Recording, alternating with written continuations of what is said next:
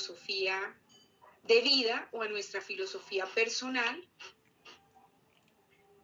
porque dependiendo de lo que hay en nuestra filosofía de vida, recuerden que yo les explicaba hace algunas semanas que los autores iban a hablar de filosofía de vida en el caso de Ellis y de supuestos personales en el caso de Beck, pero que en ambos casos los autores se están refiriendo al mismo concepto y es a lo que en momentos anteriores al curso hemos hablado de sistema cognitivo, ¿sí? Sistema cognitivo donde están nuestras creencias, nuestros valores, nuestros juicios, nuestros esquemas, la información acerca de nuestras experiencias previas, eso está allí en nuestro sistema cognitivo, y a eso Ellis llama filosofía de vida o filosofía personal y Beck llama supuestos personales. Entonces, nuestras necesidades las hemos priorizado cada uno de nosotros como individuos de acuerdo a nuestra filosofía de vida. Y entonces es desde allí, desde nuestra filosofía de vida, que nosotros priorizamos una necesidad. Sobre todo nos referimos a necesidades de orden psicológico y social, no a necesidades de orden fisiológico, pues porque estas son vitales, primarias, sino que estamos hablando de necesidades psicológicas, como la necesidad de seguridad, de gregarismo, de competencia, de autodeterminación, y nos referimos a necesidades sociales, como la afiliación y la intimidad, el poder, el logro, algunos ejemplos de esas necesidades psicológicas y sociales. Entonces, priorizamos nuestras necesidades desde lo que hay en nuestra filosofía de vida y una vez priorizada esa necesidad, generamos o establecemos unas metas personales que nos permitan ir hacia la satisfacción de esas necesidades. Y él les dice, somos felices cuando nos proponemos metas como la supervivencia o la felicidad y nos esforzamos por alcanzarlas racionalmente. Para Ellis, las necesidades son un constante en nuestra vida. La satisfacción de nuestras necesidades es un constante en nuestra vida. Y quiero compartirles que es una de las razones por las que yo me apasioné por este modelo. Yo creo que las personas sufren y empiezan a experimentar malestar en esas búsquedas personales por la satisfacción de una necesidad y por el alcance de unas metas personales. Ahora lo voy a poner en un ejemplo. Entonces, para mí, bueno, la palabra para mí es bellísimo, o sea, es muy bello que Ellis parta de eso tan esencial como una necesidad, como la satisfacción de una necesidad, para entender por qué las personas sufrimos. El problema no es la necesidad. El problema es las características de la meta que orienta la satisfacción de esa necesidad.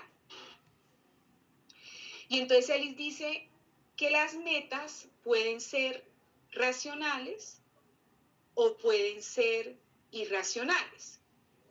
Y claro, si la meta que yo establecí para ir a la satisfacción de una necesidad es racional, pues eso lleva a creencias racionales. Pero si la meta que yo generé para la satisfacción de una necesidad es irracional, pues eso lleva a la generación de creencias irracionales. Y aquí aparece el segundo concepto, el concepto de cognición y procesos psicológicos.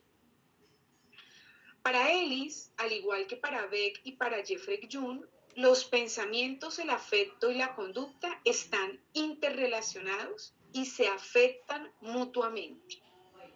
Ya lo hemos dicho, son tres niveles de procesamiento de información, tres canales de procesamiento de información que no están de manera desarticulada, por el contrario, digamos, se influyen o se afectan unos a otros. Lo que yo pienso afecta cómo me siento y lo que hago, pero una acción también afecta cómo estoy pensando y cómo me estoy sintiendo, es decir, allí hay una interrelación.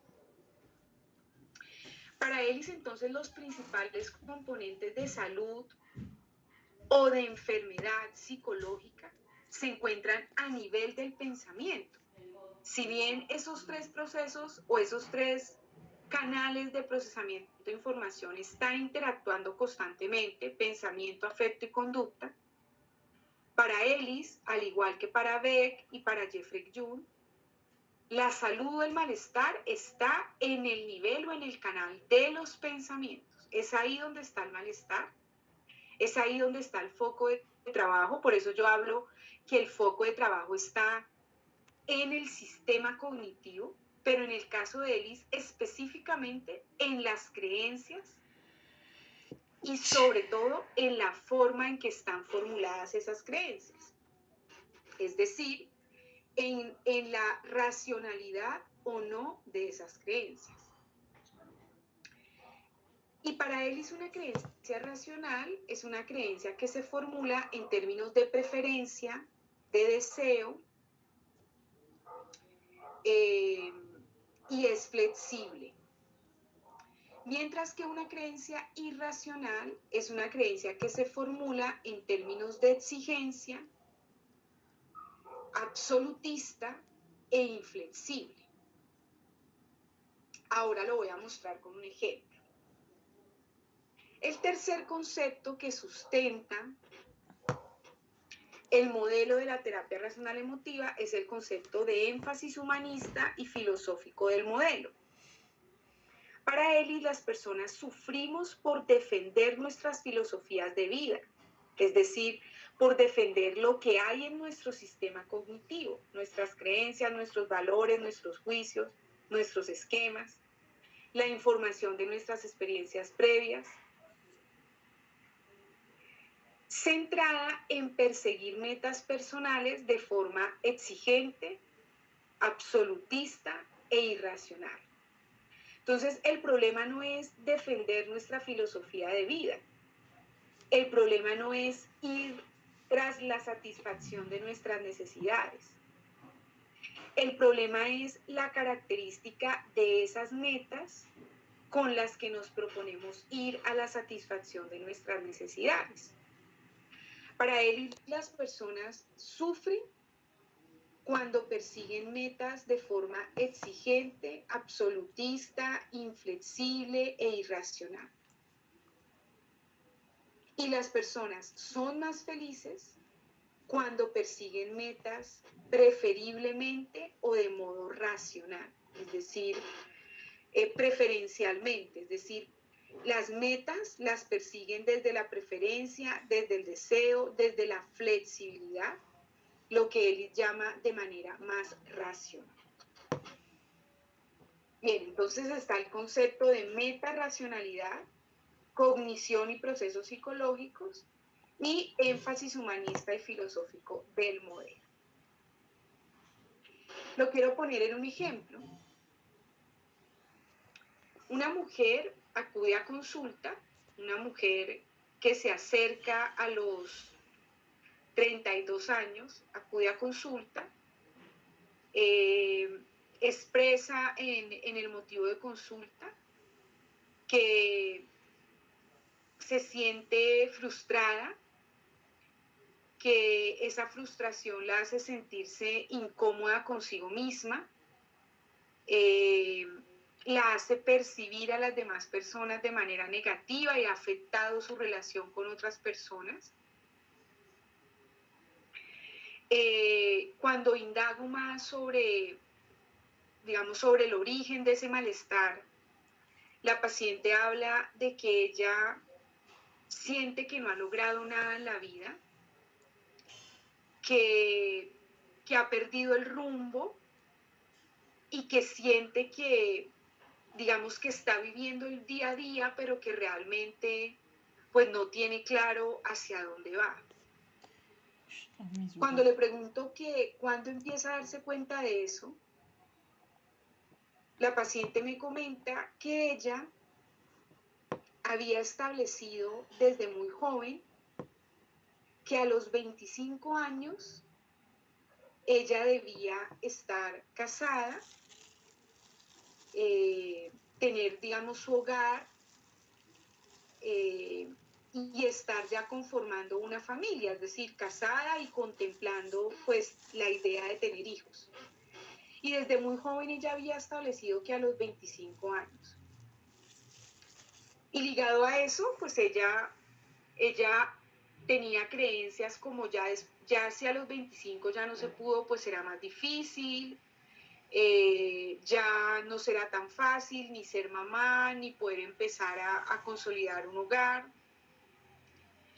Ella ya está a punto de cumplir 32 años y desde los 25 está sintiéndose mal. Porque ella tiene una necesidad de afiliación e intimidad. Ella ha priorizado esa necesidad en su vida, le ha dado una relevancia que probablemente otras mujeres de su edad no la tienen, pero ella desde su sistema cognitivo, desde su filosofía de vida, ella ha priorizado esa necesidad de la afiliación y la intimidad, pero la meta que ella estableció es una meta irracional, porque entonces ella dice, yo tengo que estar casada a los 25 y tengo que tener ya una familia para sentirme entonces realizada, sentir entonces que mi vida tiene sentido. Y es allí donde yo empiezo a entender que la necesidad no es el problema, que ella haya priorizado la afiliación y la intimidad no es el problema. Probablemente otras mujeres de su edad, a esa edad, están priorizando el logro, están priorizando la competencia antes que la afiliación y la intimidad. Pero en el caso de ella, para ella es importante y lo priorizó y está muy bien.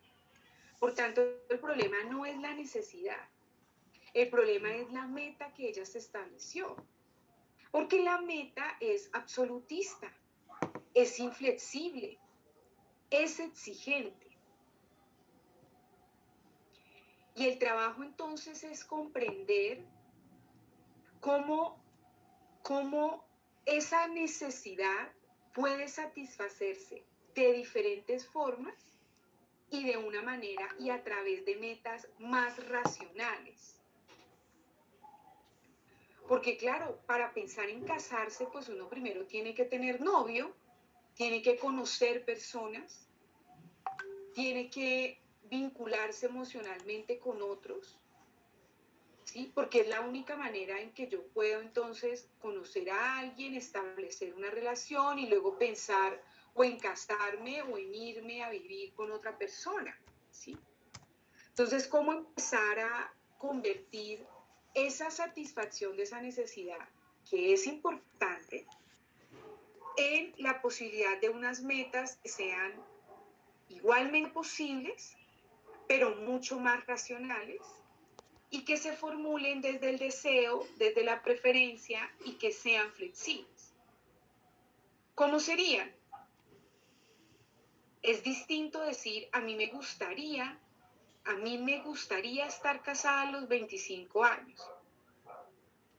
Pero cuando yo digo a mí me gustaría, estoy hablando desde el deseo y no desde la exigencia, estoy hablando desde la preferencia y no desde el absolutismo. Pero además, cuando yo digo a mí me gustaría, estoy entendiendo que puede pasar, pero puede no pasar. Y entonces allí me estoy permitiendo ser flexible frente a la meta que yo establecí para poder satisfacer esa necesidad de afiliación e intimidad. Y desde Eris, esa es la razón por la que esta mujer sufre y está en conflicto.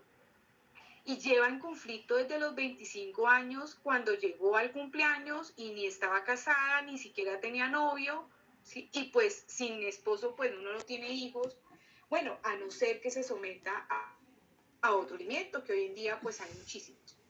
pero ella pues asociaba a tener hijos, a tener un hogar, una pareja.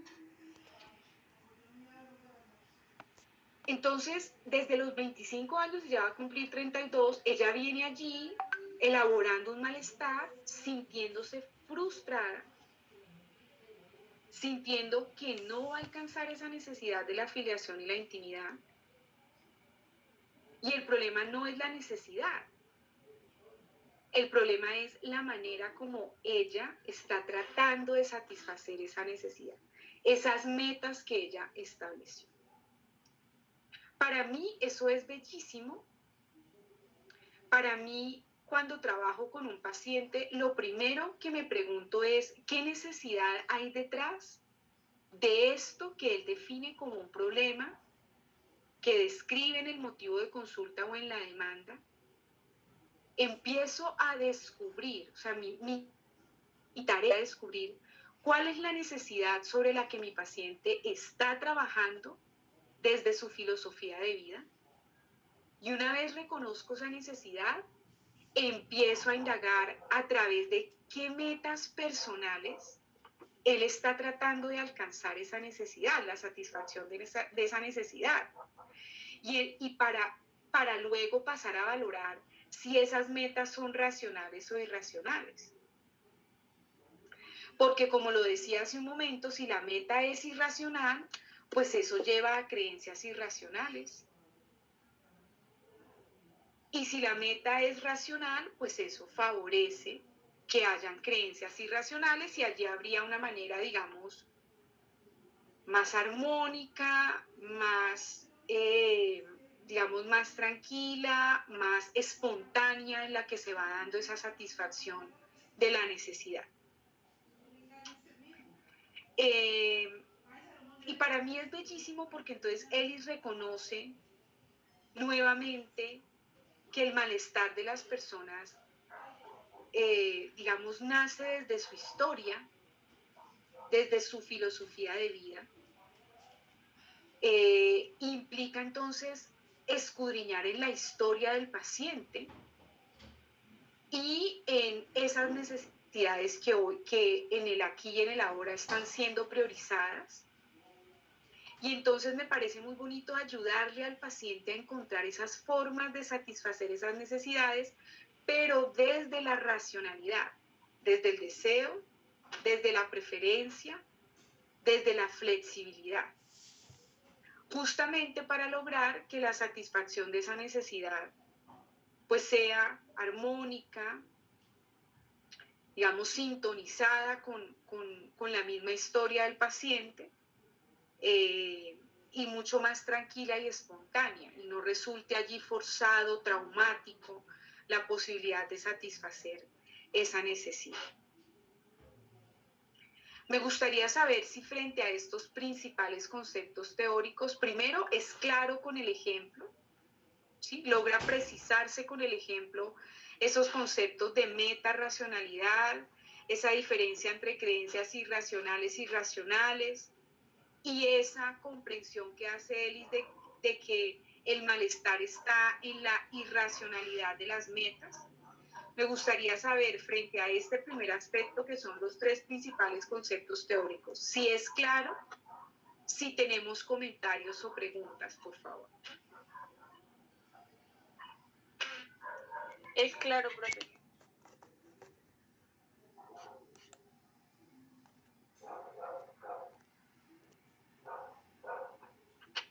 Es claro, profe. Bien, entonces vamos a hacer un alto para que hablemos de las reseñas. ¿Alguien quisiera contarnos qué encontró en su reseña? Bueno, ¿qué encontró en el artículo desde el que orientó su reseña respecto a la efectividad del modelo terapéutico?